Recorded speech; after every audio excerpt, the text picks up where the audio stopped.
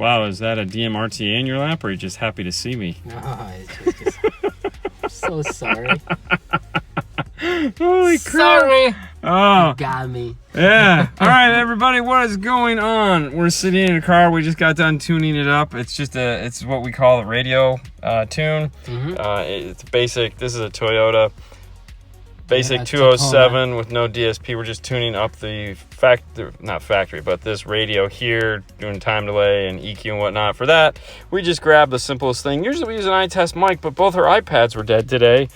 So Fernando's like, dude, let me grab the DMRT8. We'll throw the Bluetooth dongle in it, put the mic in, simple center console tune.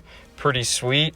Good call in a pinch. Hi from Peru. What's going on? But like promised, today we told you we're going to come on and tell you who the winner is of the amplifier. The Kicker 800? Yep. So we have that, and we spent the weekend. I looked at all of them, you looked at all of them, Haley looked at all of them. And what we did is we all got about 7 or 8 different names that we thought would work. Yeah. And then we drew a Venn diagram, as it were, and then there was one guy in the middle that all of us voted on, and he's the winner today. John Jones. John Johns. John Johns? John Johns. John You are Jones, the winner. You're the winner of the Kicker amplifier, the 800. That's right.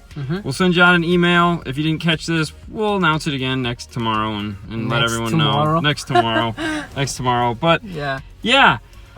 So before we give you a tour of this car, just to go, hey, what's going on? Tonight on the Facebook show, we are going to have Lance from EM Electromedia, which is Audison Hertz, on. We're going to interview him. We're going to talk about it. And we had talked about doing, like note cards and stuff like that, because there's a couple of people, you guys need to really reel it in. And then talking with some other people, it's like, no, they kind of like the way we do them. So we're going to stick to the way we do our Q&As with guests, which is, we actually have a list of questions that we ask. It just kind of goes crazy. And that derailment, we feel, is kind of the entertaining part. At least it is for us. And at the end of the day, if we're not entertained, then chances are good you might not be entertained. What's up, Mel? Hey. All right, so let's take a look and see what we got going on here in this. So that's an Alpine 207 in the dash. We put some R-types up front. And then in the back, it's all getting powered off of this guy right here. The 5-channel, the myth, the legend, the V9. PDX V9 is full active on that system. The radio is powering up the rears, but only for effects. So they're at like negative all the way. So it's like down 1. So we don't have to worry about them doing anything bad, like clipping out or anything like that, because there's almost no sound going to them. But this guy right here is powering everything. So what we did is we made a panel that attached to the 2 factory bolts, drilled some holes here. Hey, can I get you to pull down this other side, Fernando? Yeah.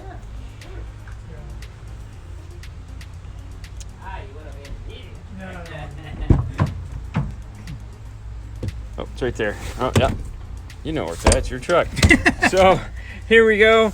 We went ahead and put the Kicker Factory 210s box in. Now, what we had to do is, for those of you guys, see this lip right here? There's this lip that goes across here. We routed it off all the way across so that it is gone. And then when the seat folds up, there's actually, like right now it's touching, thank you. As you can see, there is a ton of room there that is to be had. And so the box just goes right in. We put these 2 brackets right here to hold it in place. And wow, yeah. And of course, you always remove this back panel. So this has the back panel on it.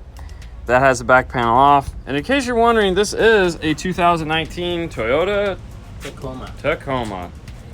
So it is this pretty blue. The flat paint on these. So you have the gray, the tan, this blue. I like it. I like it a lot. I'm a sucker for, flat paint, apparently. No, I like it.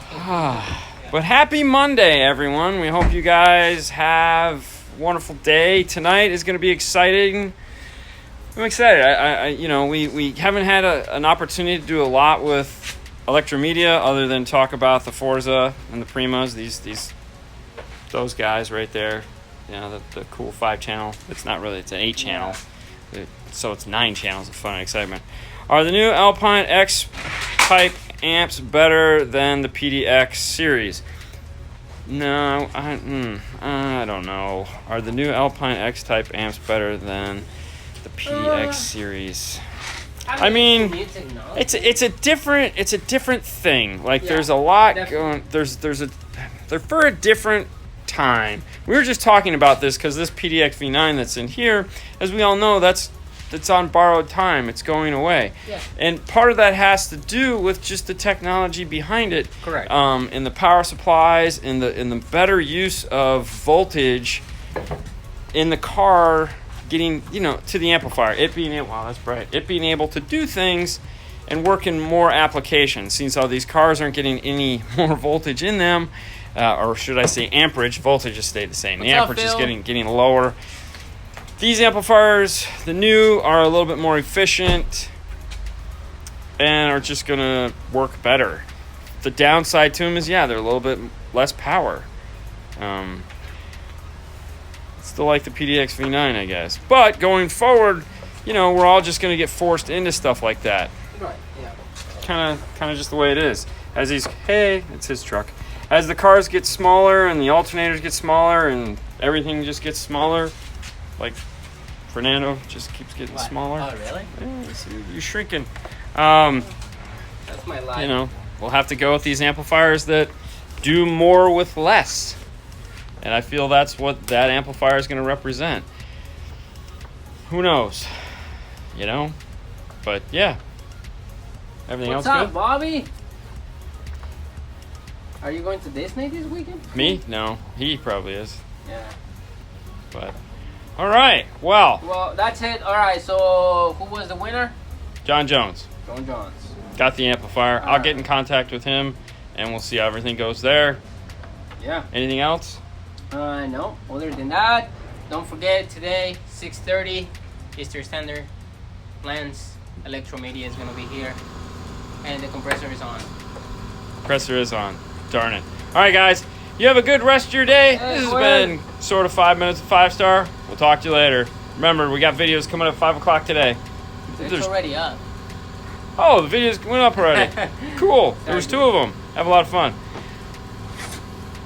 I'll take a look. Okay. We'll see you later. Bye. Hey, buddy. Hello. What's going on? Nothing. Nothing? Nothing crazy. I see an iPad in your car. Somehow Yeah. I don't think that's nothing. We're testing. Doing some testing. Yes, Is sir. this pre-video testing? This is a pre-video testing. This is correct. pre-video testing. Yeah. This is so we actually know what we're doing in the video. Yeah, good call. So a couple weeks back, we got the Zabco DSP. That is the DSP Mark IV Series 2. This guy here. And we've been trying to get a couple minutes here, not to review it, just to get it in his car so we can just start playing with it and see what it does and playing with all the bells and whistles. It has an iPad app. I didn't know that. He knew that. Yeah. I've been playing with the desktop app. Oh, yeah. Yeah, of course. Yeah, because I like laptops, apparently. I like iPads. So we had his car in here because we're doing some filming, which you guys will find out about more tomorrow. And we're like, we still got some time. Let's throw the Zabco in and start turning dials and pushing buttons. It's up from the Netherlands. Hey. Yeah. Yeah, pretty cool. So yesterday we didn't film. We didn't do 5 minutes because we actually had to leave early and go out to Tampa to go to a training hosted by Ken Ward of Educar. It was hosted by Audison Hertz. If you guys didn't check out the video, Energy sales. yes, and MEG Sales, that's Bill and Sajaki. Sajaki. We did get a cool thing last night that we're not going to talk about. Yes, Warhorse. But we got something cool last night that we're gonna film a demo thingy. Yeah, it's really cool. It's old school. Got some old school. Do a little throwback. We'll do that another day though. I don't want to show you guys. I don't want to tease you about it yet, but it's coming up and that'll be fun. But we filmed something really cool here today that you guys will get to see tomorrow. That's right, 24-hour turnaround time because we're insane. Yay!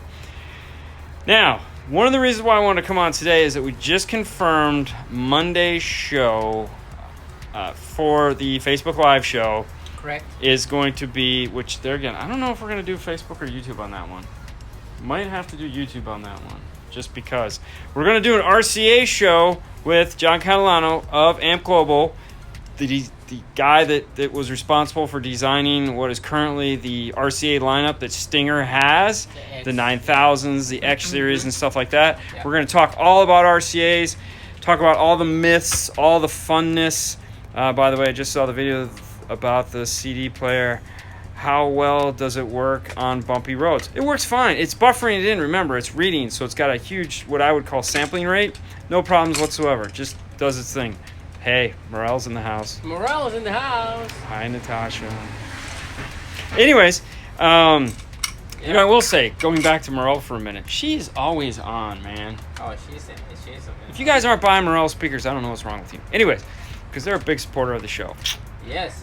Question: what does it mean if the power is still on when the remote turn on and the ground still connected, but the primary line is removed? What does it mean if the power is still on with the remote turn on and the ground still connected, but the primary line removed?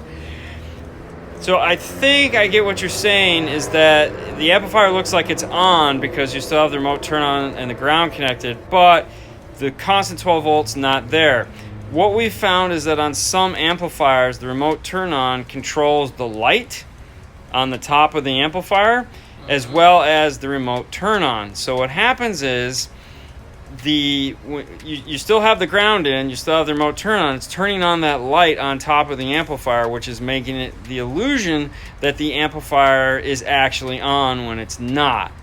So it's like the circuit for remote and that light are both the same circuit, and it's turning on the feature that's basically closing the relay, but there's nothing on the other side of it to actually make the amplifier go power. So don't lose any sleep over it. It's not a big deal. How loud can the maximal ultra tweeter be? How low can the crossover? I don't know off the top of my head. If you go onto their site and get the FS of the tweeter, multiply that by 2 at 12 dB, and that should give you a good indication of where you want that tweeter crossed over at. So go get the FS, take that number, times 2, that's good at 12 dB. If 12 dB crossover slope. If you're going to go 24 dB, you could probably do 1.5, but I would start at double that first. In some cases, according to Ken last night, he's like multiply it by 4 if you have no idea what the heck is going on, but 2 is usually the safest point you can be at. Maybe Morel can chime in. She said hi. How much more do you need? Because it's you know, it's yeah. Anyways. Let's see. Amp will show the LED with remote. Yeah, okay. Same thing. Morel giveaway. Morel rocks. Did we? Maybe we should get. Oh, we got the hats. You know what? Yeah. We are. Yeah. Oh, hold on. Yeah, I was gonna say. I know we have something Morel to give away. Yeah. Yeah, we got hats. Yeah. We got hats. We got to figure out. We'll do a giveaway next. I'll figure it out, and I'll do it. We'll figure it out, and we'll do it this week. We'll give away some. We'll give away a Morel hat. Definitely. Yeah. There we go. Hi, Fernando. Hey. How you doing? Good. Well, of course you'll take the hat. Everyone will take the hat. I mean, it's a hat. Hats are cool. But we'll come up with something for tomorrow. Who was the winner of the show? Who won the amp? John Jones. John Jones. Yes. John Jones. John Jones, the winner of the Kicker amplifier. If you didn't check that out on Monday, help my friends. Okay, speakers. When are we getting another Patreon video? Oh, no doubt, right? We've totally sucked on that as of late. We've got great ideas, we just haven't gotten around to doing it. So I blame myself for that because there's no one else to blame. But yes, we're going to get back into that. I'm not going to say I promise you and give you a date when, but we're going to get back into it. It's just a matter of doing it. You guys need a shop dog. No, we don't. No. Like them, but no. There goes the vet right there. That was the vet. They have a cat. Is image dynamic any good? I haven't heard image dynamic in years. I can tell you that the ID or the Max, the IDQ Max, they still make those. They're still hand built here in the U.S. by the same guy that invented them. So they're still, yeah. And that was an awesome woofer back then. Hey Dean, do you accept calls from the Netherlands? Would love to give you guys a ring for some merch. I never answer the phone here or my own personal phone for that matter. So yeah, probably not. How good is the Elevate? So Butch has had his in his car since we did the video, and he absolutely loves it. They're on to the 2nd gen now of the Elevate. So we put a 1st gen in his, and how you can tell the difference, hold on, I got to figure out where we've got that thing stashed, is this guy right here. So the 2nd gen, which are these, they come in a completely silkscreen box. The 1st gen, it was a sleeve that went over it. So these are the new ones. Pretty awesome. Lots of success with that. The biggest complaint that I personally have, which is not a reflection of the unit, is I don't like the harness because it's not standard colors. But hey, neither is Alpine for that matter. So I guess you really can't hold that against somebody, because if Alpine isn't going to do it, why should they? All right, hang on. Let's go back here. Do you know any guys hiring near Houston, Texas as an installer? What's the name of that site on Facebook? 12 volt what? 12 volt careers. Is it 12 volt careers? Yeah. Go to 12 volt careers on Facebook, post your information. If there's somebody there, that's where they will find you. That's where a lot of these guys look. So 12 volt careers. Mm-hmm. There's plenty of people. Dude, there are so many shops in that area. It's ridiculous. Correct. Okay, hold on. What do we got here? What's the difference between the Kicker KX and CX? The KX is their mid to high end. The Q class to be the high end. Then it goes KX, then it goes CX. They're totally different. Everything about them is different. So when Kicker is designing a speaker, the CX is the entry level, meaning they have a specific price point that speaker is going to be, and then they just push as hard as they can up against that sound quality, type of material that it's made of. The new CX sound phenomenal. The KX is the same basic idea. It's a bit more expensive, so there again, they put the best products they can into that speaker to hit that price point and that performance level.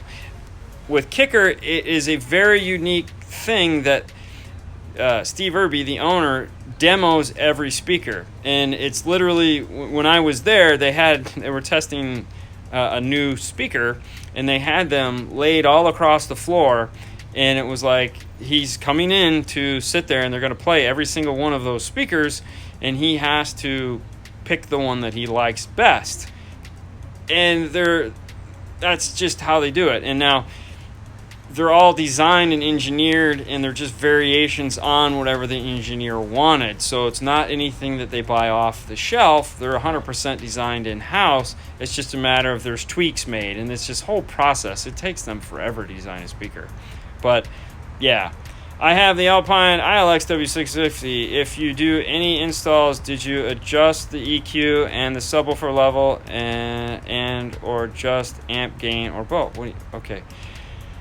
We adjust all of it. I can tell you, if you have an ILX W650 and you adjust something and it goes all weird, you need a software update. The ILX 650, and there again, I don't know why you'd have an old one like that, but when the ILX 650 first came out, there was about 4 or 5 updates to get it to where it's at now. Mm-hmm. So definitely go to Alpine support, check to see what your software is, download and update. That was one of the problems that the unit had, is that it would sound fine, you'd adjust anything and the bass would disappear.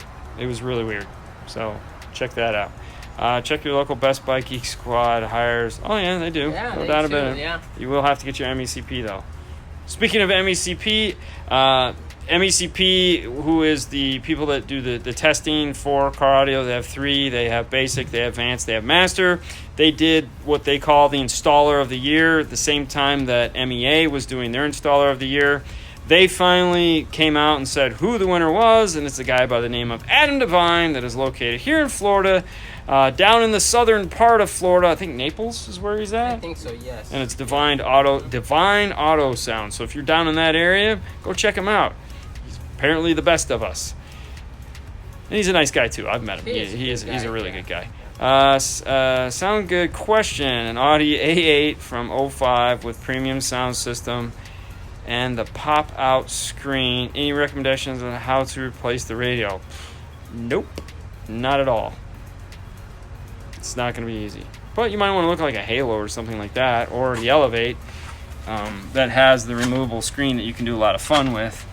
New CXA has low power at 4 ohm, 2 ohm recommended running 1 ohm. Don't know what you're asking there. For sound quality, do you prefer Kicker or Rockford Fosgate? Oh, Kicker. Then again, so each manufacturer, okay, so you have different levels. When you guys ask questions like that, we're going to give you the immediate response, which is what we're thinking is that right in the middle of the road. So if you're comparing middle of the road Kicker to middle of the road Rockford, I'm going to prefer the Rockford. However, Rockford makes the T5 components and the T4 components, which are way priced above what a Q class is going to be. So those are designed around 100% pure sound quality. It's an amazing speaker. The crossovers is bigger than the amplifiers. They're really nice. So not every single thing is as cut and dry as these suck, these don't, or these are bad, these are good, or these sound better and those sound worse. Nothing is like that in the 12-volt world. Do you recommend the Kicker 6x9 woofer from, I've never heard that one, but I know which one you're talking about. Never got to hear it. Kicker QS for sound quality all day long. There you go. Amp DSP setups for Malibu with stop start. You're going to want to look at something like a Prima or the, where's it at? Helix and Prima, both of those. Prima Forza, the Helix, those both do stop start. If you want, yeah, we're gonna stop there. But I did find out the new Prime amplifiers are gonna be stop start compatible. So along with the CX amplifiers, CX, right? The CX, yes, the one we're giving away, the 801, those are also stop start compatible. We just, DSP wise is really the tricky thing right now. I haven't heard back from anyone telling, the Helix DSP, so you could do the Helix mini DSP, that's stop start compatible, play down to 6 volts. So if you just wanted to go the mini DSP or any one of their DSPs, I only say the mini because it's pretty reasonably priced for what it is, and then you could add in the Kicker amplifiers to that, and you could get a pretty crazy stop start compatible system going on. Yay. So just picked up some Def Bounce. Dude, those are cool. Have you seen that new Def Bounce woofer that just came out? I believe Down for Sound has had it on his Instagram page a couple times. The structure, it's what holds the magnet in place. It's really cool. They look really neat. I'm just gonna go there. I was thinking about the Halo or the Elevate. Yeah, there you go for your Audi. Definitely want to try that. Have you ever come across static noise on the new Kenwood? No. Been installing for a month now, and I recently got static for a brief couple of seconds, went away after turning the unit off. Ooh. Probably just something that was turning on and off differently and fell out of sequence. Remember, it's a computer, so all it takes is one thing doing what it doesn't want, and then it'll do strange things. Mine, no, I haven't had any problems with the 996. Yeah, I mean, we beat the crap out of that one because we're always putting in new RRs and pulling it apart and flashing the RR2, and yeah, lots of fun there. Time to go home. Well, good for you, not us. We still got another 30 minutes. What would be a good second battery to use for a 2000 watt system? We only use the Stinger batteries. That's not to say those are the only ones out there, but that's what we use. Get the biggest one you can, move on from there. The new 10K thing is bonkers. Yes, it is. What you working on? Well, right now we just have the lab in here. We were doing some filming and another device, new widget, gadget thingy that's pretty cool that we thought we would film on. And we decided to throw the Zabco DSP in here that we got the other day so that this is where it was going to go to play with. So right now Fernando's playing with his iPad, toying with it, trying to get it to set up and do what we want it to do. Yeah, there you go. Excess power batteries are good too. So that's what's going on. Yeah. Yay! You got static?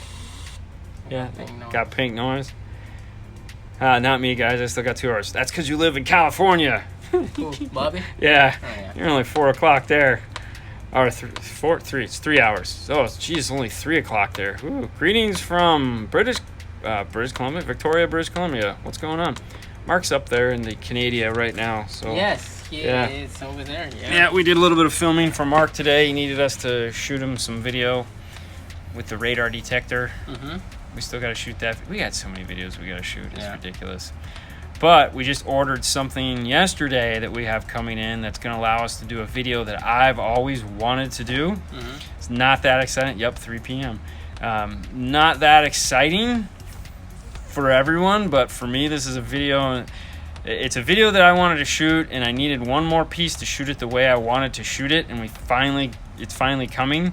So I'm really excited about that. I'm not going to tease it. I'm just going to tease it by saying that we're going to be shooting a video with, and I'm really excited about it because it's going to allow us to show things the way I've always wanted to show them. To tell the story that I've always wanted. Anyways. Hey, it's midnight here. No time to complain. Wherever he's at, dang. Wow. He's on the other side. I'm guessing he's got to be on the other side of the pond, as they say. North Star batteries are a beast. Okay. What's so special about the 4500 NEX? So the 4500 NEX is the update for the 4400. It has the wireless CarPlay built into it. That was the big update. They added the VSS wire, vehicle speed sense wire. Oh, that already had that. What was the difference between 44 and a 45? Was that it? Just that was the wireless car. I mean, for the most part, it does wireless CarPlay. It's got a dual core processor. It's still a detachable face. It's the best sounding Pioneer radio they make next to the 8500. Basically, the preamp sections in both of those are the same. The 8500 has the best display screen because it has the capacitive touch instead of the clear resistive, but the 4500 is still detachable. So, I mean, if you just want the best Pioneer money can buy, that's the one you want because it's going to sound the best, perform the best. It's the fastest. It has the most options. It allows you to customize it the most. So if you want to do the flash screen edit, you can edit the flash screen. You can edit the wallpaper. You can change the colors. Netherlands. Yeah, there you go. Oh, wow. Yep. So there you go. Did you ever get biggest ferrules from Wirecare? No. So they sent us what they have, and they're all kind of small. So I have to now go back and figure out what ferrules we use and send that to them. So it's a process. Not many Android support for a while. Yeah, Android's kind of dragging their heels on that. I know, right? I feel for you Android guys because it's just been a nightmare. Any glass replacements for the 85? Oh, if they shatter. I mean, yeah, they'll sell you a new screen. There's no doubt about it. They'll sell you a new screen. You could go to Pack Parts, not to be confused with Pack-Audio, but Pack Parts is the distributor for all the parts out of California. So if you go to packparts.com or something like that, you can get all the parts you want for all the major companies. By the way, Dean, about the e-Golf, they have a 12-volt connection. Oh, okay, the e-Golf. There we go. They have a 12-volt connection under the hood where you can run wires from the amp. The car converts it from the battery pack. That's cool. The only concern I had about that, so a lot of these new stop-start cars, the old way to do it was you had the battery to run the engine, and then you had the 12-volt battery to power everything else. The new thought process is we'll just take that big battery and we'll put a regulator on there and have a 12-volt output to run all our accessories. The question I've always had is how much amperage can I draw off of that that's safe? So like if you get an amplifier that draws, or a group of amplifiers that draws like 60 to 100 amps of current, is that going to support that, or is what is charging or providing that output going to hurt it? It's similar like a golf cart. A golf cart's a 48 volt golf cart, and then you have to use the volt down. Jeez, I'm not even thinking what it's called. Anyways, to a step down converter. There we go. You have to use a step down converter to make it doable. So the question I would have to you'd want to find out from Volkswagen is how much amperage can you pull off of that? That's the key. Can the new F-150 pack dash kit thing with 4 cameras and do Maestro RR? No, you'd have to go one or the other. So if you want to do the Maestro RR, which is the MTF1 kit, then what you'd want is the pack. What's the 4 camera switcher they make? Is it the VCI 41? VCI 41, yes. VCI or BCI? VCI. So PAC makes a VCI video camera. VCS? VCI.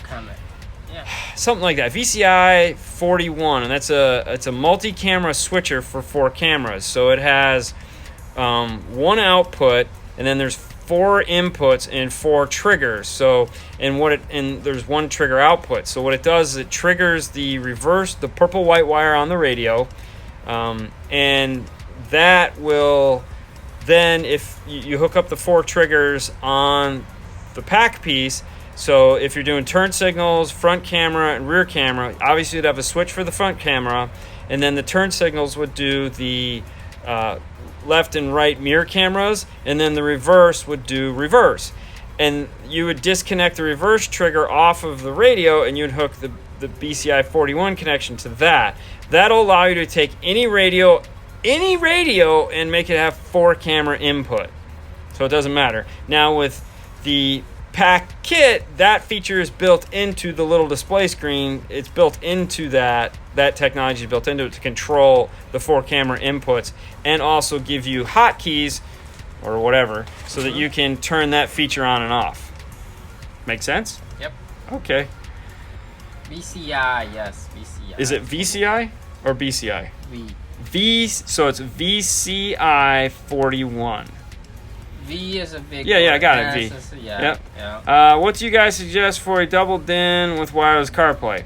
So there's a handful of them. You have Alpine-wise, you have the ILX 107. Kenwood, you have the 996 and the 9906. And with Pioneer, you have the 4500 and the 8400. And then there's also a JVC model, which I'm unfamiliar with. But there again, it comes down to personal preference.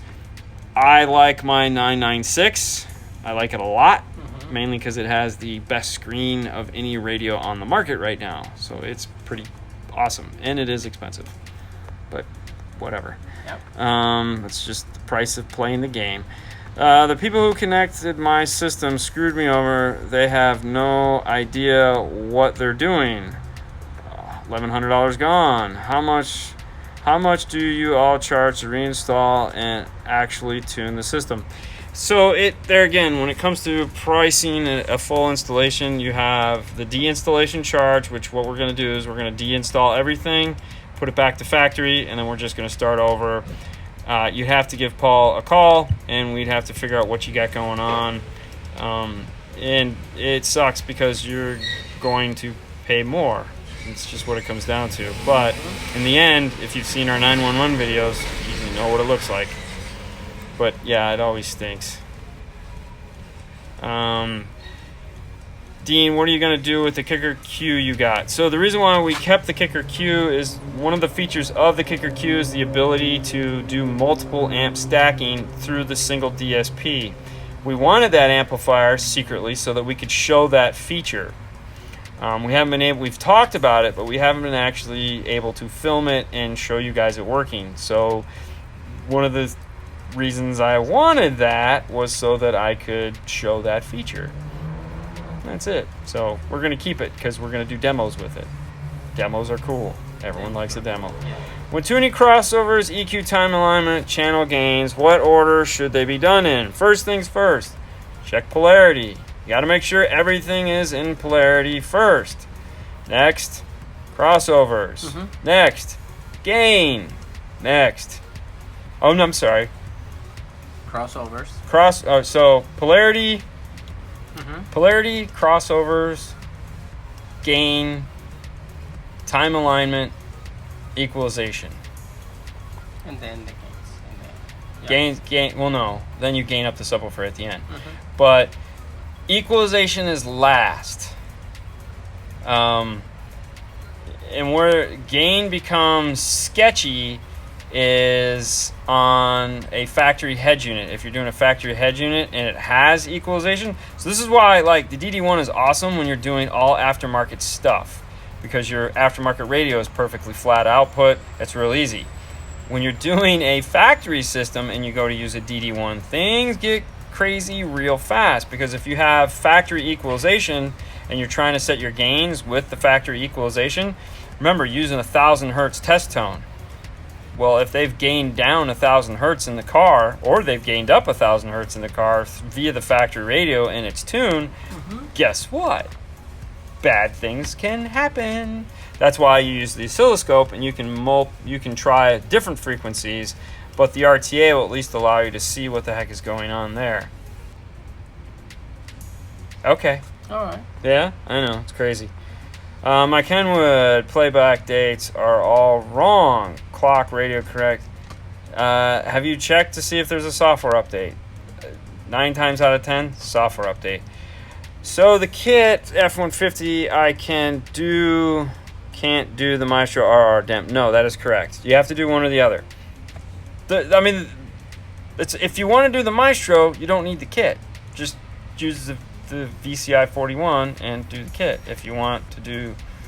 Because remember, okay, so most people want. Okay, so here's the deal. Most people want Maestro so they can have gauges. You get to keep gauges on the pack kit. The pack kit gives you gauges in its little display screen. So you have gauges in your display screen. So if that's one of the things like most people that want the RR for, so they can do gauges on the radio, they're there on the pack kit. They're in the pack screen. So what that means is you can have your gauges up and have your radio doing whatever you want. So that's a big bonus there. Pack gave you that. The iData doesn't. So you'd have to, like, if you're listening to the radio and you want to go to gauges, you have to flip over. On the pack kit, if you want to have gauges and listen to the radio at the same time, you can.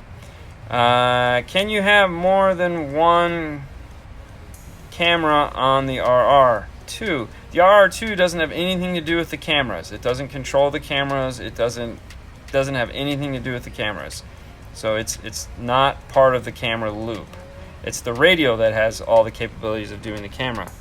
The Lumia oscilloscope helped me so much on factory decks. Awesome tool to get, especially for the money. The Lumia is awesome. However, we're now really that 211, man, with that color display screen is pretty sexy. But yeah. Oof, yeah. Now, if you want to spend $900, you can get the NTI oscilloscope / RTA / polarity tester, but it's $900. Yeah, I know, right? Ooh. If my 4-gauge 12-volt wire gets really hot and it blew the fuse, does that mean the amp is bad? No. It could mean a number of different things. It could be the wire is too small. It could be it's not copper, it's aluminum. So wire is reactive. I mean, it just depends on the situation that it's in. If the wire is getting hot, that means you're pulling too much amperage over it. That's not a bad amp. That just means that the wire is too small. So, for example, if you have a amplifier that draws 80 amps of current and you put that on an 8-gauge, well, the wire is going to get hot. The wire is too small. If you go up to a 4-gauge, that'll alleviate that. Now, if you have copper or aluminum, that's where you run into a problem there. So if you have an amplifier that requires 4-gauge and you ran aluminum wire or CCA, that's not 4-gauge, that's 8-gauge. If you pull that out and you put copper in, solves the problem. Now if you have an amplifier that requires 0-gauge and you ran 4-gauge or whatever, you kind of get where we're going here. So that's the problem. So CCA wire is no good. Big surprise. Big surprise. Could be CCA. Could be CCA. CCA equals poop. OFC all day long. It's a common theme. We can definitely talk about it, and everyone goes kind of crazy. Steve Mead did a really good test on this. If you want to have fun, Google CCA and fire in the same sentence. It's pretty straightforward. CCA wire is good if you want fire. Okay. Got anything to say about running 4-gauge wrapped in flex tube under the car? Flex tube? No, goody. No, Dewey. Don't do that. If you want to run the wire underneath the car, go to your local hardware store like Home Depot, Lowe's, or whatever you had, and get the underground AC flexible loom. Okay? It's a tube. It looks like a garden hose. It's made out of metal, coated in plastic. That you can put underneath the car safely, because you got to remember, man, you're driving down the road, all that debris is bouncing up in there. Most cars don't have tunnels to hide that stuff. I know. You know, when you go, all right, well, the manufacturer puts wire and loom and puts it underneath the car and tapes it up. Yeah, but that's a little 18 gauge and 16 gauge wire, and it's bundled and whatnot. You're talking about a high current piece of wire underneath there that, yeah, it can melt your car to the ground. A little piece of 16 gauge ain't gonna do that. Aussie Iron's in the house. What's going on? Sounds Plus. That's Marty. Yeah, he's got them fresh in stock. So if you need to get your cool Aussie Iron, we'll do a plug. Why not? I was using mine today.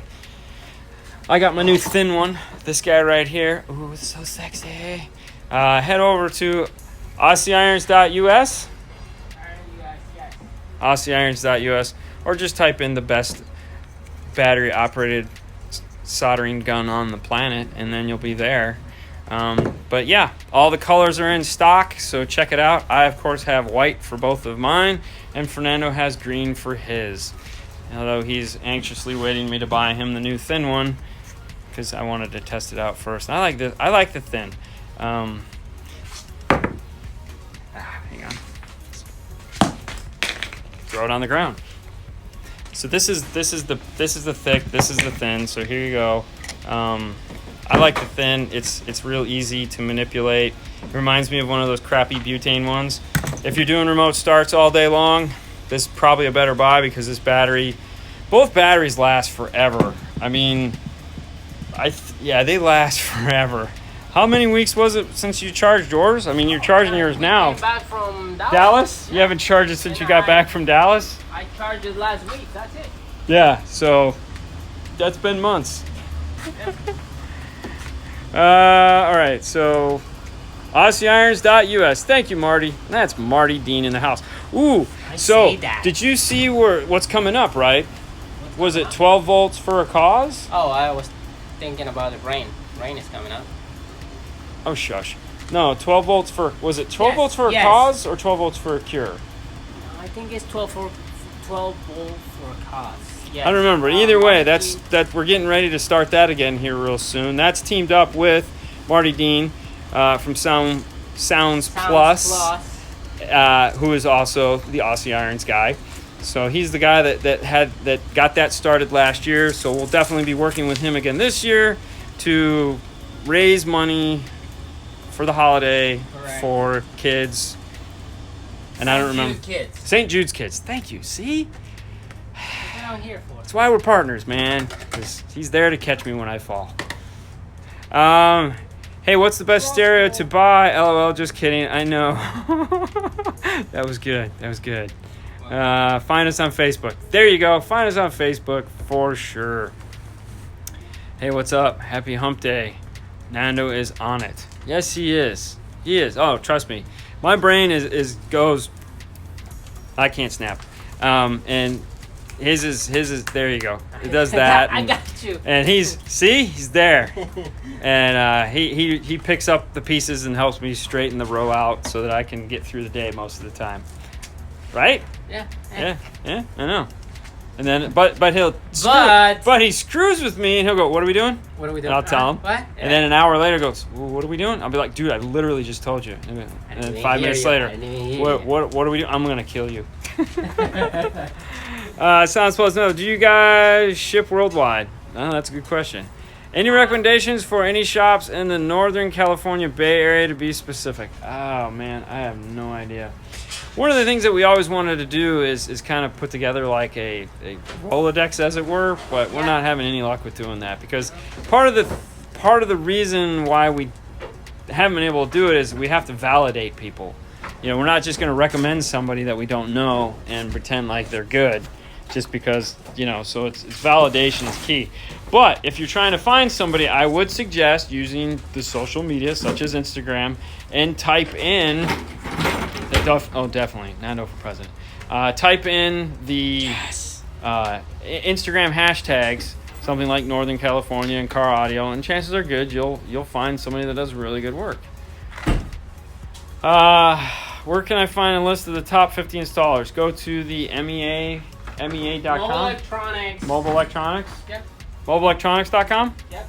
Something like that. You just Google Mobile Electronics top 50 and you'll find them there. Make America basic again. You didn't want to. All right, so I want him to run for top 50 next year. I'm begging him to do it. He's like, what are you saying? Wow, you want to run? No, I don't think so.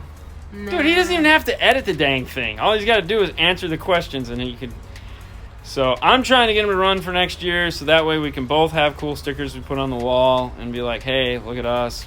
Yeah, I don't know. He's driving me crazy. I want him to do it. But that's what I'm here, to drive crazy people. I know. I'm to the point now where I just want to... I'm just going to, like, film a video in secret and just, like, do, like, pans across talking about him. You want to grab a picture of me and then, like, oh, this is Fernando. The only problem with Rookie of the Year, he's not a rookie. He's been doing it for, like, 7 or 8 years. Yeah, because to be a rookie, you have to be, like, 2 years, I think. Yeah, and let's be honest. Fernando would smoke any rookie you put in his place. He'd smoke half the guys who've been doing this for a long time. Just saying. Can you... All right, what's it say? Can I pay you guys for 20 minutes? Consulting section. I don't know. Maybe. Yeah. Well, all right. I mean, if you have any questions, you can type any questions here. We do live shows. Monday night, 6:30. You can type a question. Information is key, you know. Give us the information of the car or the problem that you have. Saturday, oh, that's better. I'm making you taller. There you go. On Saturday, we do live show on YouTube at 6 o'clock Eastern Standard. Same thing. So we can answer your question there. So we got shortest installer of the year. Shortest installer of the year, I can win. Bobby throws in, he says he has the best teacher. Hey, I don't know if I'm true. the best teacher, but... Like, in the end of the day, whatever I know, or everything I know, it's because of him. That's it. You're screwed. Nail techs walking around the back there. All right, listen, it's been fun. Thanks for hanging out with us for a while. We've had a good time chatting with you guys. We'll chat again tomorrow. Yeah. Remember, Monday we're going to have John Catalano from Stinger on to talk about RCAs. It's going to be the RCA show. Interesting, because a lot of people is like, eh. No, we don't have Monday off. It's like, what is it? It's Monday off? What's it's Monday off? Monte Cristo Day or something Christmas? like that. Yeah, no. Crazy. You guys are silly. All right, guys, we're going to head out. It's a lot of fun. It's been fun. This has been 5 Minutes with 5 Star. We'll see you guys tomorrow. Bye. What are you doing, Fernando? I'm just watching. Yeah? Watching. You got the notification? I don't know. Got a notification? What is this? What are we in? This is a Chevy Equinox. This is an Equinox? Yes, sir. We are working on a Chevy Equinox. How exciting. Aussie Irons in the house. Hey, Marty. Woo-hoo. What's up, Marty? What's up, guys? How's everybody doing today? It is a Thursday, and that means for the rest of you, you got 1 day left of this madness. We still have 2. Hardly seems fair. I'm at lunch. Of course you're at lunch. What's lunch? Lunch is where they shut the shop down for an hour and go do lunch. Really? Yeah. Oh, my God. I know. I don't think I could do that. We totally do this wrong. 3-day weekend Slam Fest. Ooh, wow. There you go. Is that coming up? Where's that? Slam Fest. Yeah, because I don't know. It used to be in Tampa. There used to be one in Tampa. I want to work. Funny story. Walked into car toys yesterday and asked about the Epicenter. He told me it helps with mids and highs. Huh? Dude, that's That is funny. This weekend. Oh, there's a Slam Fest this weekend in Tampa. How the hell do we not know about that? We live here. Tampa? Yeah, it's this weekend. At the fairgrounds, I guess. Maybe. Huh. What am I doing this weekend? Really? I think I got stuff to do this weekend. I don't know. Let's check Sunday. I like that one. What? Yes, it makes your Twitter play lower. Yeah, it definitely makes your Twitter play lower. Hey, from Germany, what's going on? Okay, so it is at the fairgrounds. Huh. Didn't even know about that. You know what it is stuff like that comes in the front door for Paul, and it never makes it over to us. There we go. Yeah, so we would never find out about it. Yeah, because, that's funny. Well, one of the reasons why we came on today, when we were throwing a slam and stare and Dean's whip, never. We have a radio. We got that far. You design bill shits. Not really. I don't think I ever have. I mean, like boxes and stuff? No. What double din radio do you like best? The one that's in my car. The one that's in my car, 996. And, I like that one. I like the one that I have under the bench. Well, it's a double din. You don't have a double din under the bench. No. So this is what is this again? This is a Chevy Equinox. This is a Chevy Equinox. So this is the Metra Plastic. And the reason why I say this is the Metra Plastic is because that's where it ended.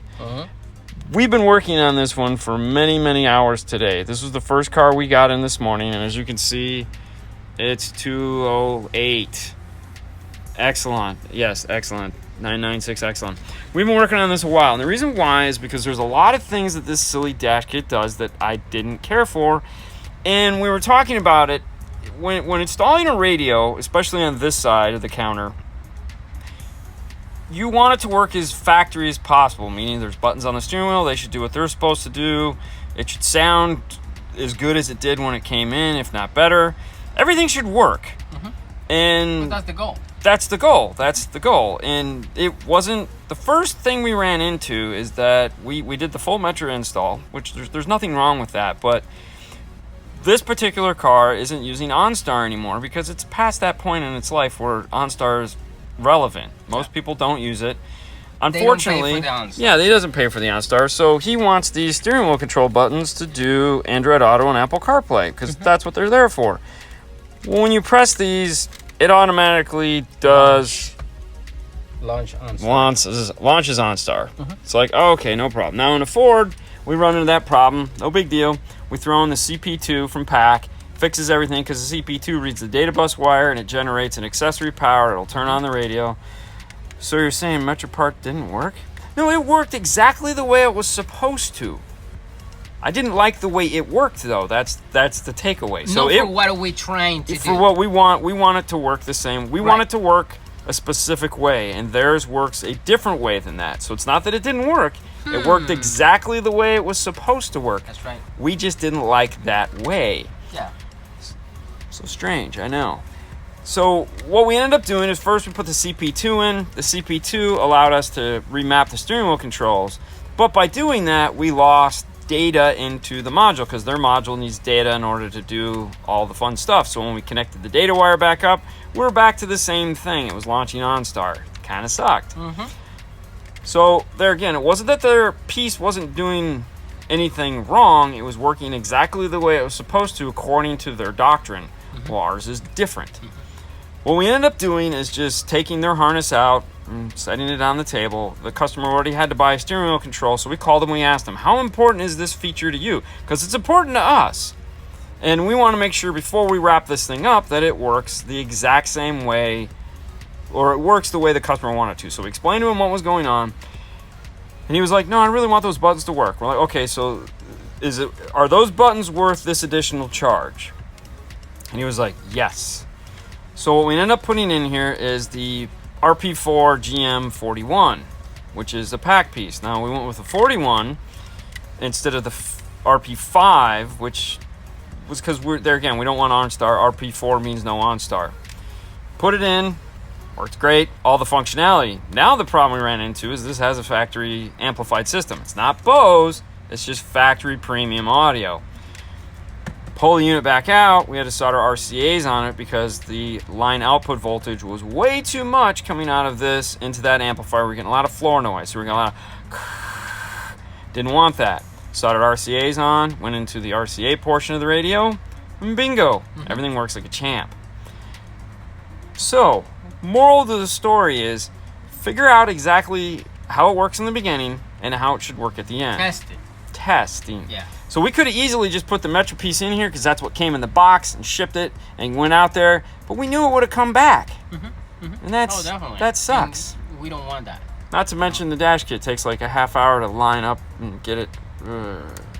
So it's been a long day, but in the end, doesn't matter. It was all worth it because this thing is working the exact way it's supposed to. The buttons do what they're supposed to. Answer, hang up, mute, push to talk, track up and down. Sounds wonderful. We got the floor noise out by going through the preamp section. So everything is cool. Yep. Sometimes these are things you have to do though, and it's unfortunate in that, you know, like this car, how many of these are we going to do in a year? One? Ooh, yeah, so probably. sometimes you run into these problems. And the other night when we were at training, it was funny because when Ken Ward was talking about making that phone call.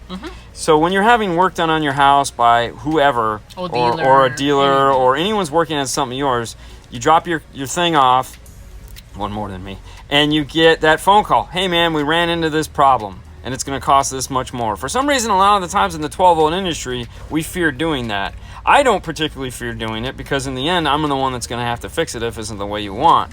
So I don't mind making that phone call and saying, hey, look, are these features worth this to you? This is how much extra they're going to cost. Sure, it probably should have worked like that from the get-go, but the manufacturer of your product didn't see fit to have it work that way. So, and they're the only game in town. Right. Too bad metric kit for 2000 Mustang sucks.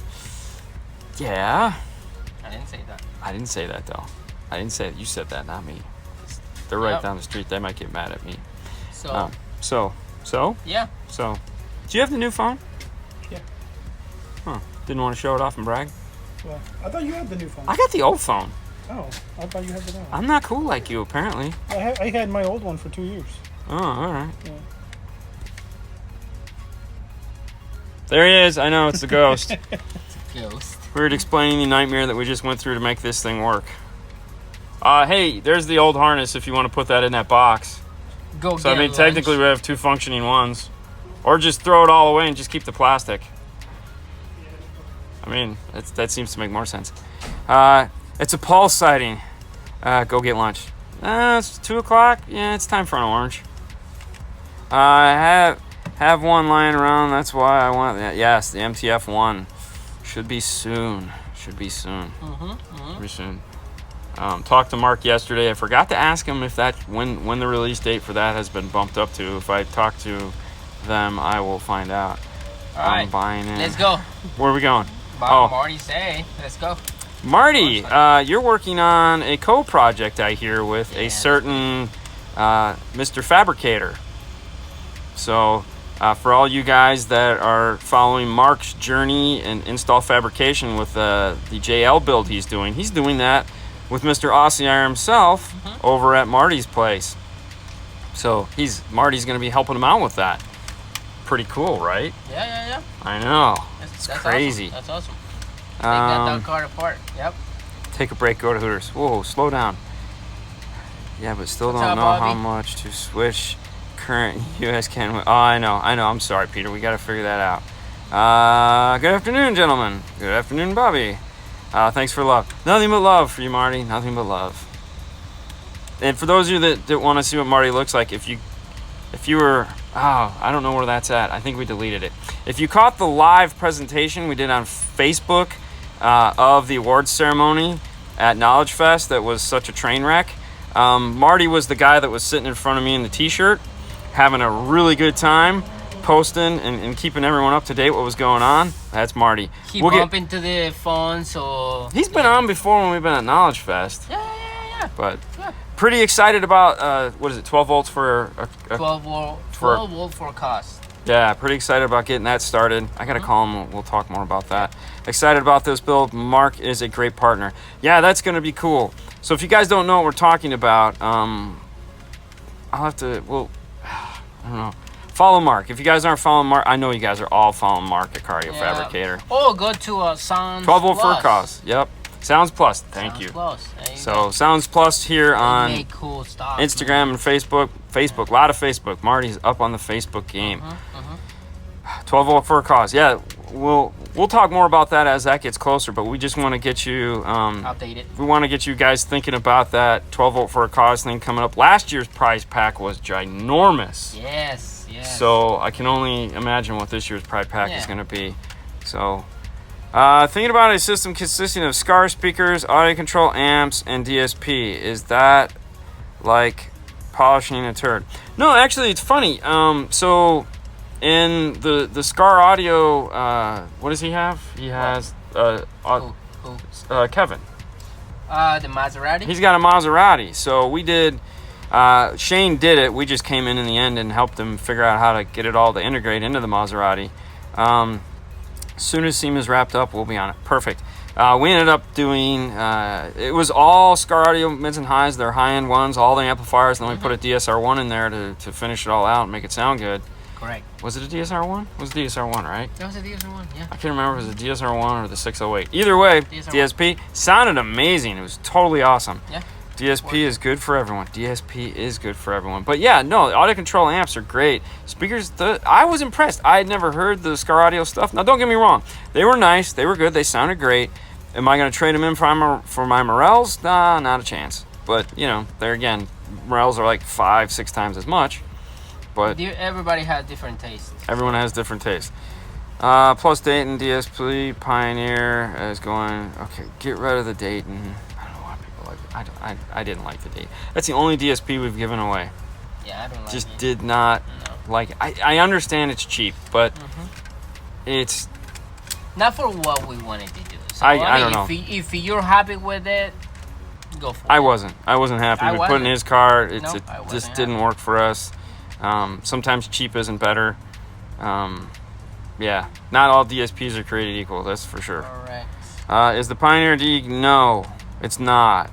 The Pioneer DEQ S1000A is the exact same processor that comes in the radio. By the Dayton, for God's sakes. The Dayton would kill that. Honestly, but just buy the DSR1. Well, buy the DSR1. I mean, you know, if we're trying to be cost effective. But I'm kind of curious what Auto Design, or what is it, the AD company? They got one coming out. It almost looks just like the Dayton. What did Marty say? Personal preference, but you get a DSP. And you get Oprah. Yeah. Everyone gets a DSP. Marty's buying for everybody. There you go. NEX on its own tight budget. Yeah, no, dude, trust me. I mean, for the NEX DSP sounds great. Buy the microphone, plug it into the aux on the back, let it do its own thing just to get started. There's nothing wrong with doing that. The time alignment on that is phenomenal. It works. There's no doubt about the fact that it works. Okay? The Dayton will work. There's no doubt that it will work. We know it will work. We just didn't like it.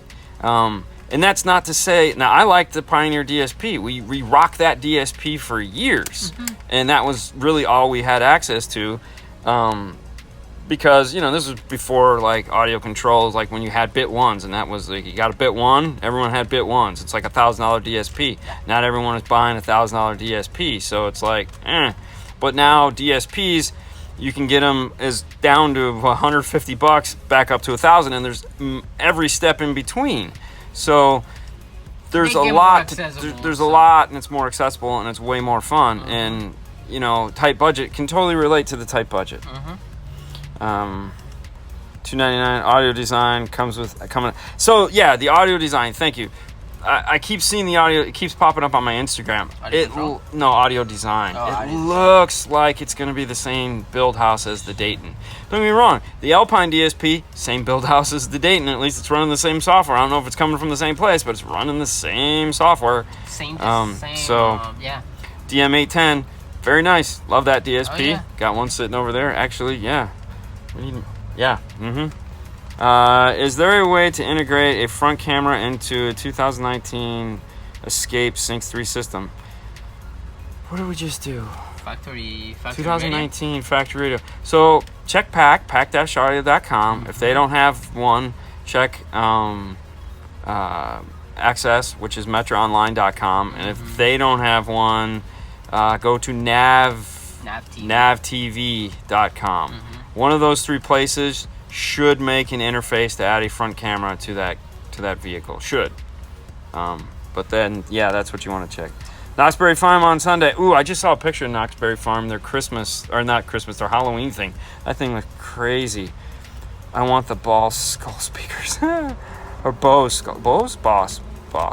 DOS boss. DOS is the boss. Hey, and it's, hi guys. Any recommendation in LA to install my amp? Honestly, I don't know anybody in LA. I don't know where Anthony is. I don't think he's in LA though. But there are plenty of places in LA, that's for sure. Plenty of places in LA. Tons of places in LA. Think that we're Instagram. in LA. Instagram is the place to be when you want to find places. By the way, thank you all for video, learning a lot. Speaking of videos, so I was telling him this morning, we put out the video on the add-on DVD player. The one thing I have to say about that is it's not my car, okay? I didn't make the piece. The customer just came in and says he wants a CD player. That was it. That was the criteria. I want a CD player. Yeah, could we have put a Pioneer or Kenwood single DIN in the armrest? Sure, but it wouldn't have worked like a CD player. He would have put an aux and he would have had to control it from this. This, he can put the CD in, he can press track up and down on the radio the same way a CD player is. It's an older gentleman. I don't need him looking in the armrest, changing tracks while he's driving down the road. Right. It's scary enough driving here in Florida. We don't need that. And then someone had suggested take all the CDs and burn them to a thumb drive. Okay, it's a lot easier as far as time goes to put the thing in the armrest. I don't know about you guys, but I don't have time to sit there and burn CDs. Plus, he listens to books on CD. Okay, so he's going to the library. What are those? And getting CDs every week to listen to books. So the simple solution to this problem was add a CD player. Sometimes it's a square peg, it's a square hole, you put them in, and that's it. Yeah, you don't have to you don't have to worry about, and there again, everyone's like, oh my God, it costs so much money. It wasn't your wallet. Okay? Yeah, because a lot of people, oh my God, for that price, I would have done this. You're somebody that knows how to do something like that and can tolerate the changes that are involved in this. this. Like we said, he's an old gentleman. He just wanted to different taste. Put a CD in, press play. Sometimes you pay for convenience, even if it's stupid or not. Remember, don't judge by your wallet. Okay? Yep. Just because somebody bought something that is stupid to you and costs more, it's not your wallet. You don't have to worry about it. You can still go get your McDonald's tonight and be happy with that. Nothing wrong with that. Get some barbecue sauce. Have you guys spent any time with the JL Audio Tweak 88? Yes, we have. I liked it. The hardest part about the Tweak 88 is the beginning when you're doing your mapping as far as telling what sound to go where. The flow chart takes a minute or two to kind of wrap your head around, but once you've done that, confusing, yeah. I liked it because it's 8 in, 8 out. To me, that was like... That's the one feature on that I was like, I wish we carried that. But it doesn't have high level input because they want you to buy the other device. Right. So it's like, okay, way to make more money, guys. McFlurry. Ooh, Oreo cookie McFlurry. Yes. They got the new super small size, so it's like 4 bites. So it's just enough to get that in and be like, oh, that tasted good, and it's gone. All right, well, time to go running. Okay, so now we talk about food. No, we're not. Yeah, I know. Exactly. Well, Marty started out talking about lunch and getting lunch and doing all that fun stuff. What do we got here? Library. Exactly. What's a library? My Clarion was bought 2015 and has never had a CD. Dude, my car was bought in 2010. And honestly, it just got the first CD put in it when I bought the Iasca test disc. Up until then, it had never had a CD put in it. So, there again. Different world we live in, man. Send me the check. I'm buying. Send me the check. Different world. So what's good for some people might not be good for you. It's okay. Just like when people laugh at those guys with the doors that have 500 speakers in them, might not be for you. It might be like, that's crazy. To that guy, that made total sense. Correct. Yeah. What do you think? What do you think of still using the old school Rockford Fosgate DSM from 1984 for the inside speakers? Hey, if it works. I mean, what does the year mean? I mean, my speakers in my house are from 1984. Might be from 1992. Talk about old school. We have something really cool. Oh, we do. Tomorrow's video, Yes. if I get time to film it, it's going to be total old school. Tomorrow. You old school guys are going to totally dig this. Yeah. Apple Music. Apple Music. Trust, I have Apple Music. I love Apple Music. I get a concert every night when Haley steps in the shower with her bullfrog and just goes to town. One of the happiest days I got a hug was when I said, Haley, I turned on Apple Music. She just came over and gave me a hug. It's like, thanks, Dad. It's like, Dad's cool again. Those of you guys who watch The Boring Life know that that's a probably hard thing to do. Not really. But there again, that would imply that he had a phone that could do Apple Music. This guy had a flip phone. This guy, he's got a Buick. He's driving down the road. He's keeping life simple. There's nothing wrong with simple. Like we say, you don't have to reinvent the wheels. Some customers, they just want that, and that's it. You know, you don't have to change your mind. My daughter loves it too, definitely. What do you think of the quality of old Rockford amps? So I'm going to sum this up with all old school stuff. So over here on the board, we have this guy right here. Thank you, Jason Fro. You guys know who he is. Stereo Kings out of Oregon. That is a 225 HCCA. That is one of my favorite amplifiers when I was a young person getting into this. And I'm stoked beyond belief to have it. It is fully functional. It still works. Am I going to put it in a car? Never. Some things are just nice to have, but not necessarily used. There's plenty of guys out there that use all that old. That's not that old. That's not that old. That was crap. There's plenty of guys that use the old school stuff and rock and build these cool old school system. Do it. Have fun with it. But, you know, they're not efficient. They need a lot of power. We did a lot of batteries back then. Just don't treat it like a modern piece of equipment. Wait, old guy, flip phone, Buick? I know. What are the odds of that? You are in Florida. I know, and that's why we had the CD player to add to it. Can I cut off one end of my RCA cables and solder it to the output of the stereo and plug the other end into an amp, or do I need another part? Okay, let me read that again. Can I? RCA.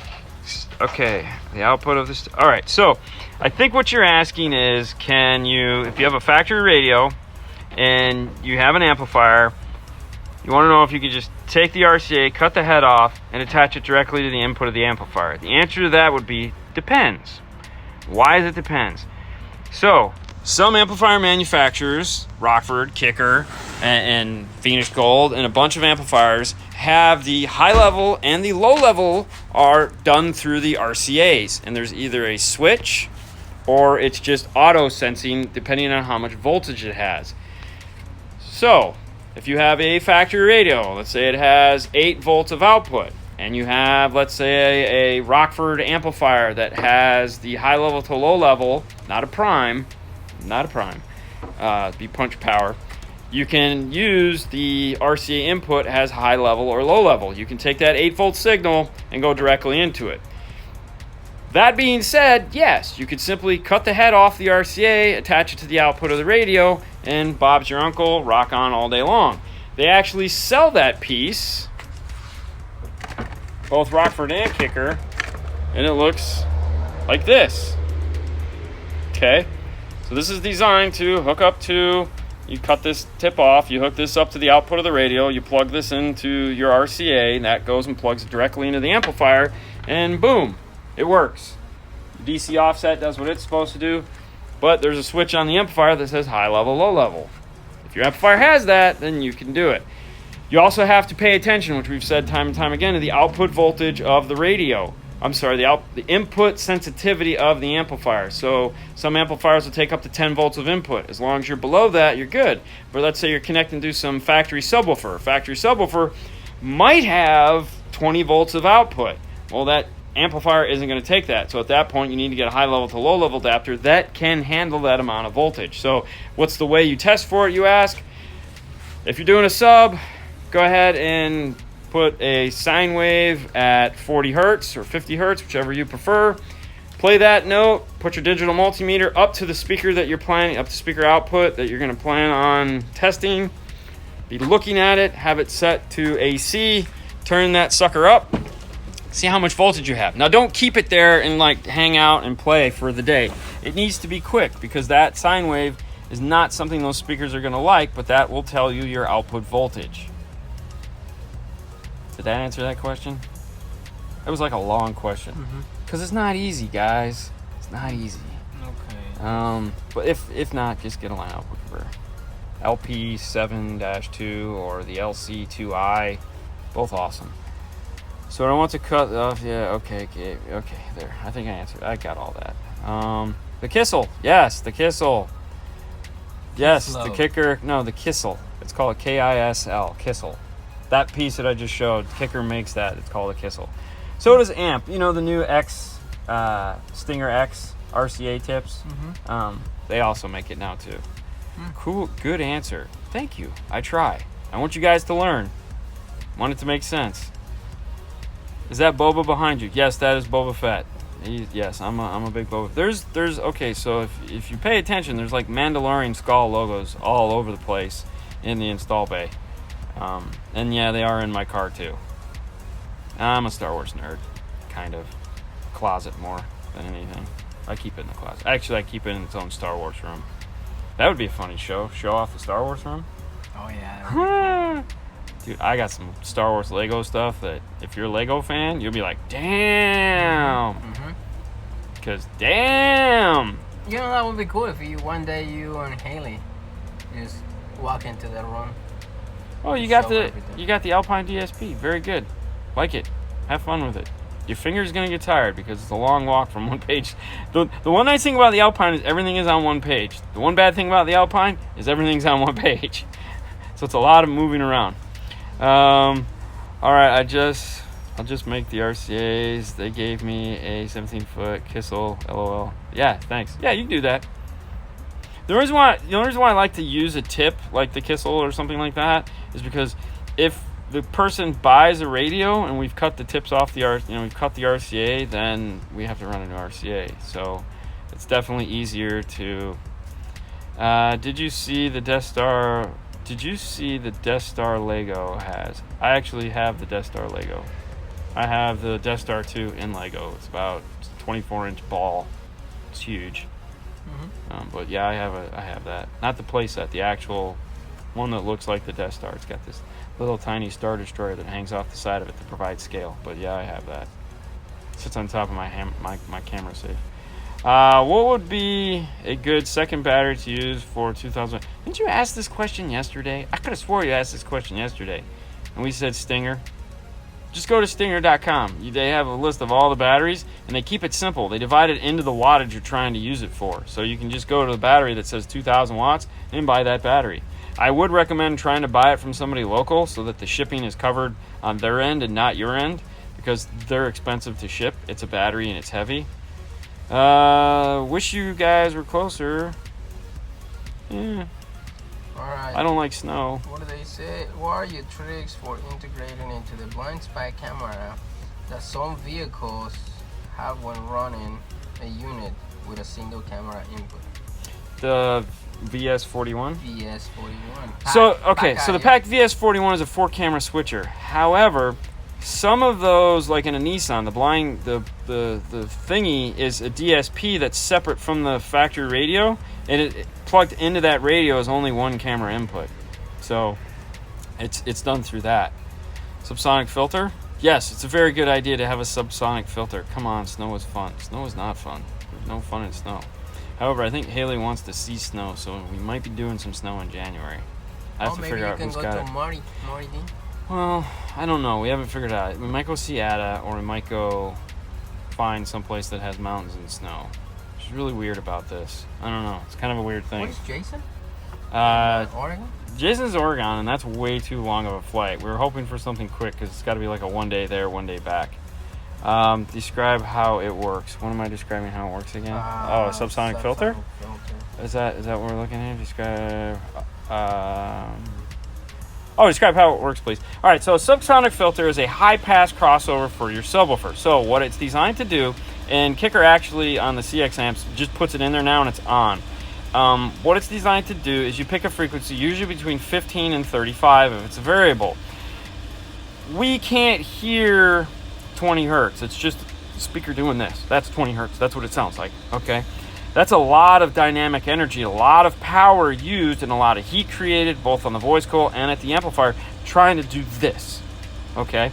So a subsonic filter goes in and will allow the amplifier to start decreasing its power in the frequency range that you can't hear. That is one use of it.